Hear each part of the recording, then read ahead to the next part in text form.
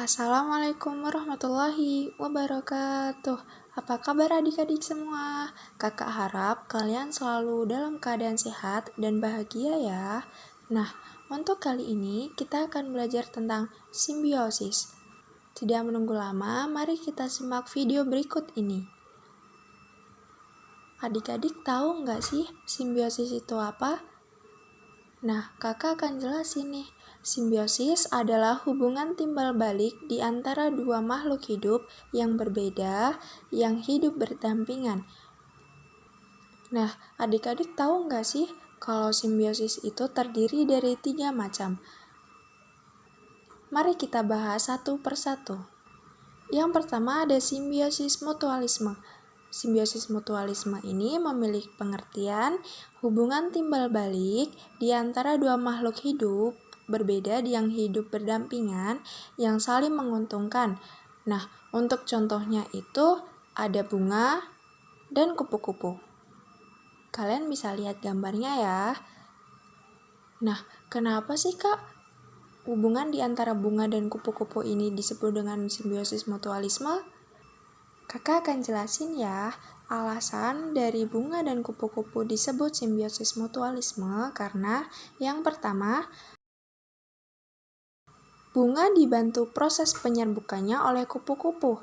Dan yang kedua, kupu-kupu mendapatkan keuntungan dari membantu proses penyerbukan bunga itu berupa dia mendapatkan makanan dari menghisap nektar yang berada di dalam bunga.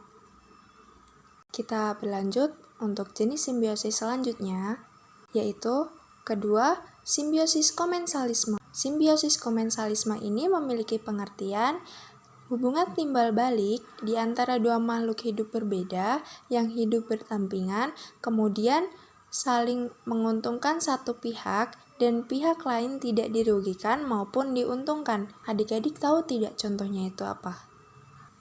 Kakak kasih tahu ya, contoh dari simbiosis komensalisme adalah ikan badut dan anemon laut. Seperti tadi, kakak akan jelaskan mengapa hubungan di antara ikan badut dan anemon laut ini disebut dengan simbiosis komensalisme. Alasannya adalah ikan badut tinggal di dalam anemon laut yang bertujuan untuk melindungi dirinya dari predator yang akan memangsanya, dan anemon laut yang digunakan untuk tempat tinggal oleh ikan badut ini tidak diuntungkan namun juga tidak dirugikan karena anemon laut tidak terganggu dengan keberadaan ikan badut yang tinggal di dalam tumbuhan anemon laut. Yang ketiga, ada simbiosis parasitisme. Simbiosis parasitisme adalah hubungan timbal balik di antara dua makhluk hidup berbeda yang hidup berdampingan di mana satu pihak dirugikan dan satu pihak diuntungkan. Lalu contohnya itu apa sih Kak? Contohnya itu ada benalu dan pohon mangga.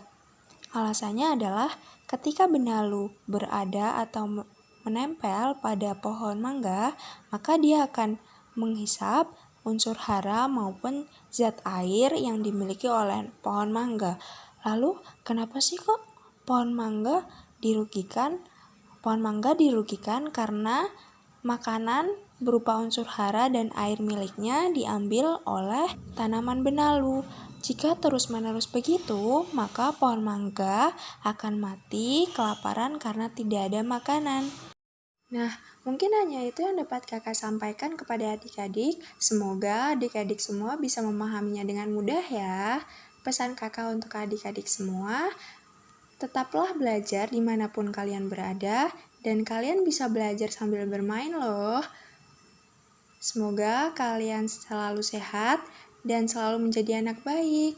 Kakak akhiri, wassalamualaikum warahmatullahi wabarakatuh.